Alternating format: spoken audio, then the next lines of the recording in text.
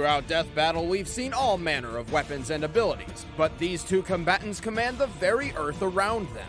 Gaara of the desert. And Toph Beifong, the blind bandit. He's Wiz and I'm Boomstick. And it's our job to analyze their weapons, armor, and skills to find out who would win a death battle. Gaara of the Desert is a short, skinny, pale stick of a kid, but he's also one of the deadliest shinobi in the world. He looks like a member of Green Day.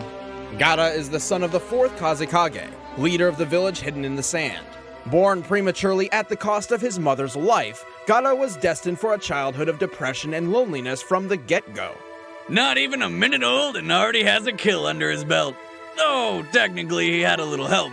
Because, you see, as he was being born, his father was like, "Hey, you know what would be awesome? Using ninja magic to seal a horrible monster in my son's belly to turn him into an ultimate weapon."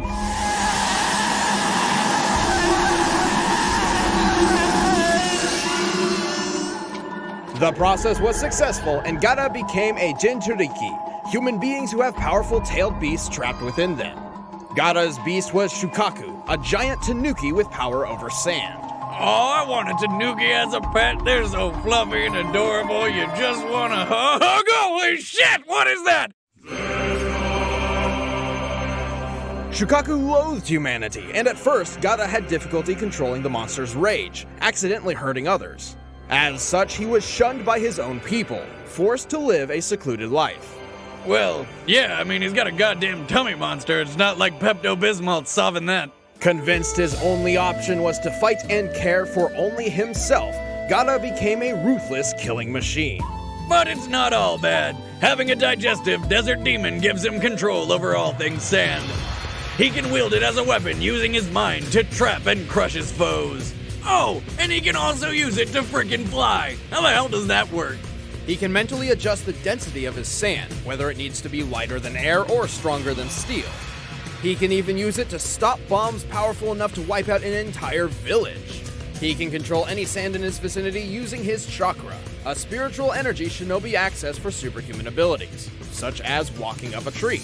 This guy is like the ultimate emo kid. But I'm not gonna give him too much crap, because he can use existing sand to crush the ground around him for even more sand. So he's never without easy access to ammo. Despite this, he still carries a gigantic gourd of sand on his back.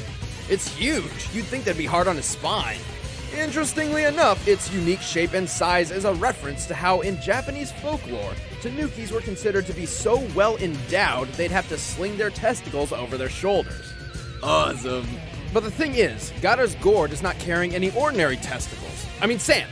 Gaara has infused his own chakra into the gourd sand. This directly links it to Gaara, making it much easier for him to control.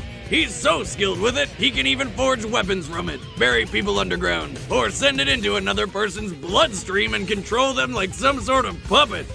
Talk about an itch you're not gonna scratch. Also, Gaara eventually battled and defeated his own father, who happened to be a zombie at the time. His father used a magnetic release ability to control gold dust, much like Gaara does sand. Even though he can't do the zombie dad magnet thing, Gaara added gold dust to his gourd sand anyway, giving him more control over its weight. But wait, there's more. With her dying breath, Gaara's mother somehow imparted her own power into this sand. It became living sand, an extension of her will, determined to follow and protect Gaara. It will spring from the gourd to defend him from any danger, regardless of risk and without command. This absolute defensive technique is called the Absolute Defense. Pretty good name, really. Gaara's sand is so dense and fast, only someone who can move nearly the speed of sound can pass it. Gaara can also use everyday sand to create defenses such as his sand armor, which encases him in a shell to soften blows. Unlike his automatic absolute defense, the sand armor is self-created and requires a large amount of his chakra to maintain. Gaara's skill with sand is only limited by how much chakra he's got left in his system. After running low, he could tag out and give Shukaku a turn fighting, until a group of crazy people literally pulled the sand monster from his body for good. That must have hurt. It's gotta be like twice as bad as the night after Chipotle. He died. Oh, the same then. Turns out losing Shukaku was actually a blessing in disguise. After being resurrected, Gaara spent some time reevaluating his emotional roller coaster of a life. Inspired by Naruto Uzumaki, he began to truly understand compassion. His attitude changed, his people began supporting him. He even commanded the allied shinobi forces during the Fourth Great Shinobi War. And, like his late father, Gaara also became... A zombie? Kazekage. Damn! Well, even non-zombie and missing Shukaku, Gaara still retained his powerful chakra and skill over sand. In their fight, Gaara was so powerful, his father mistook him for Shukaku itself, despite the sand monster being long gone. Gaara is stronger and smarter than ever, all thanks to his mother's love. I miss Mama Boomstick. Few can withstand the overwhelming power of this sand shinobi. Or Mama Boomstick's cooking. Hey! You're uninvited to Thanksgiving. I never was! Exactly.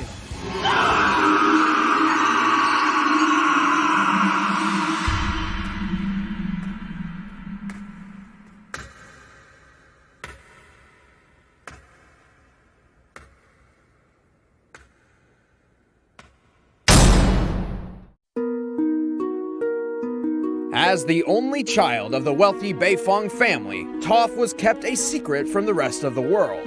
Hidden away, she was pampered and guarded like a fragile child. Her parents were hopeful she could someday become a noble, respected member of Earth Kingdom society. But their hopes were pretty much dashed from the moment she popped out. See those faded whites? Yeah, Toph's completely blind. My daughter is blind.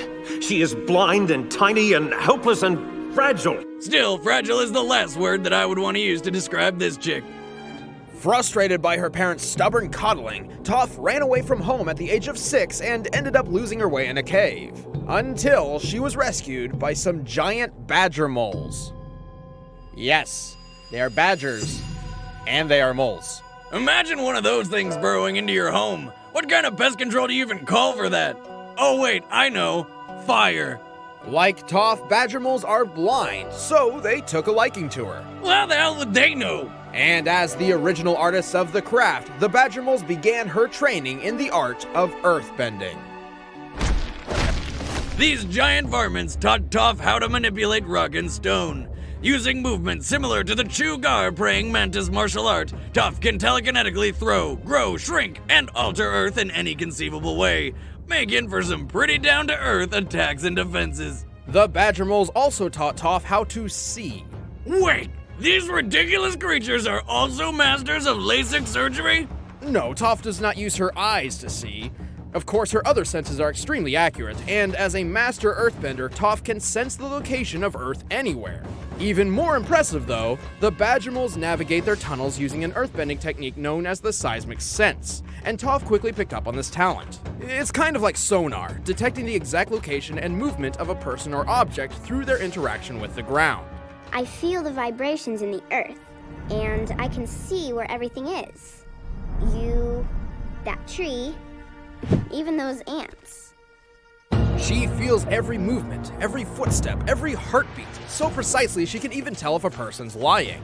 A woman who can always tell when I'm lying? No, thank you. Toph is so good at this that even her closest friends sometimes forget she's blind. Ow! Sorry. But don't worry, they're reminded.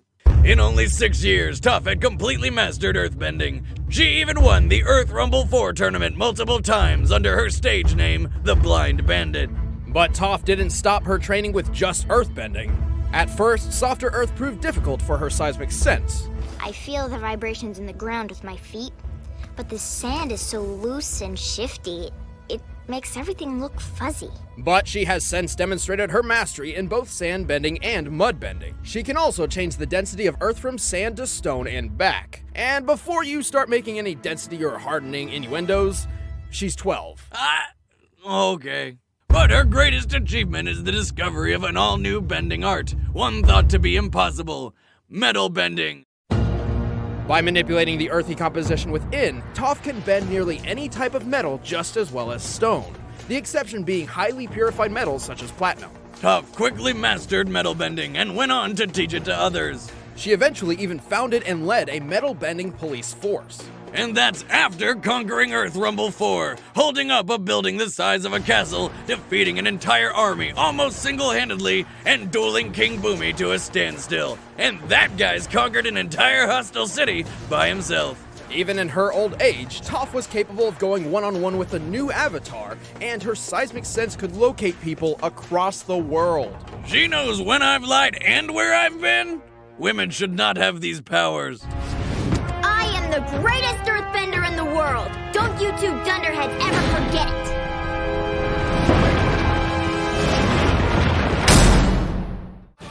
All right, the combatants are set. Let's end this debate once and for all. It's time for a death battle!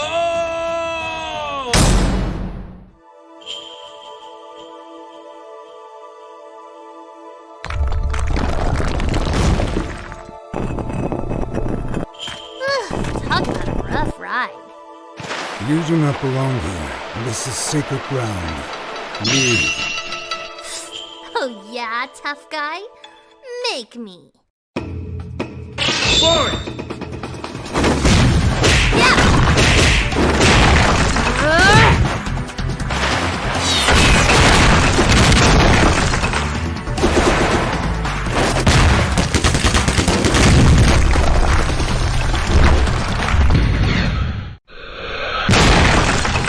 Interesting.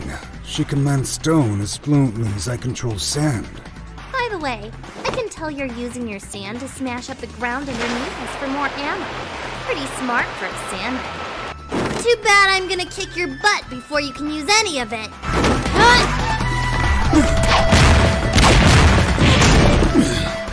I can't underestimate her.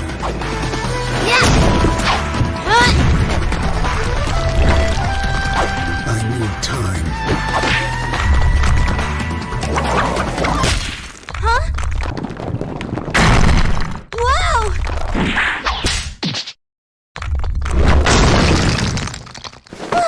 Sorry, Grumpy. I'm not ready to be a shish kebab just yet.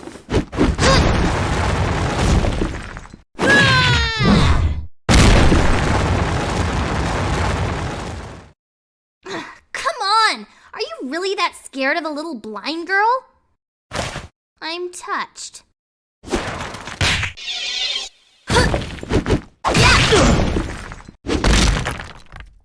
Your eyes. Those are not the eyes of loneliness, like mine. They are blank. Impressive insight, Gloomsville. I'm digging the whole wearing sand thing, though. That's new.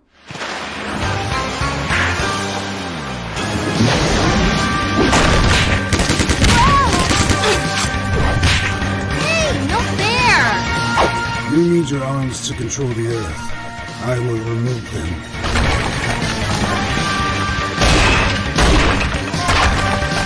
Dream on, creep! It'll take a lot more sand than that to take me down. That's the plan.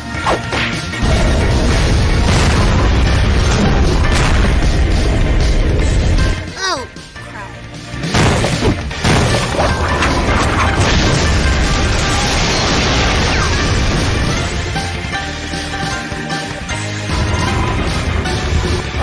Sun coffin. Sun burial.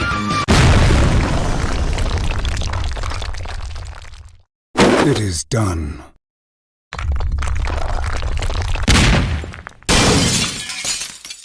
Jeez, I almost felt that.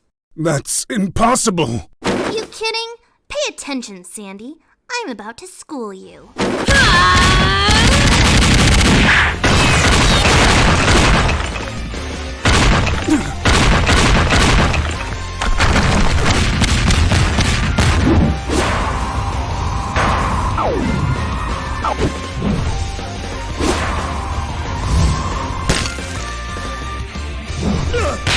Gotcha.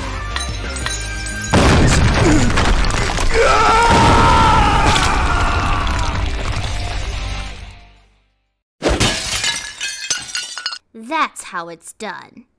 KO! Oh, goddamn son of a weasel! Why did another anime character have to lose? Yeah, but here's why. Gaara's sand is monstrous, and its speed and power could easily obliterate most foes. But with Toph, it's another story.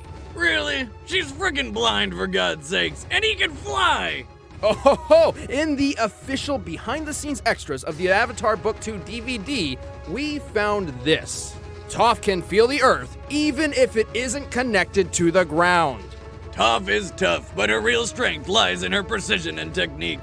With her earthbending and seismic sense, she could see Gaara's attacks coming the instant they began, regardless of if he was in the air. While Gaara's chakra-infused sand is controlled by his late mother, it's still sand. Just like in an earthbending duel, Toph was able to influence it long enough to misdirect or block attacks. Also remember, Gaara added his father's gold dust to the mix, giving Toph 2 different bending options just in case. Unlike platinum, gold contains traces of iron and copper, and can be metal bent. To top this off, Gaara keeps himself covered in his sand armor, so Toph could always sense where he was. And it's specifically stated that the sand armor uses up large amounts of Gaara's own chakra, not his mother's sand. So, when he ran low on chakra, it became difficult to maintain. Thus, Toph had no problem turning Gaara's greatest defense into his worst weakness. Gaara couldn't stand up to Toph. I know you're floored. I really ground that one in, didn't I? What can I say? It's my earthly delight. The winner is Toph Bay Fong. No need to gravel about it. Can't we just bury the hatchet? I'm out. Next time on Death Battle.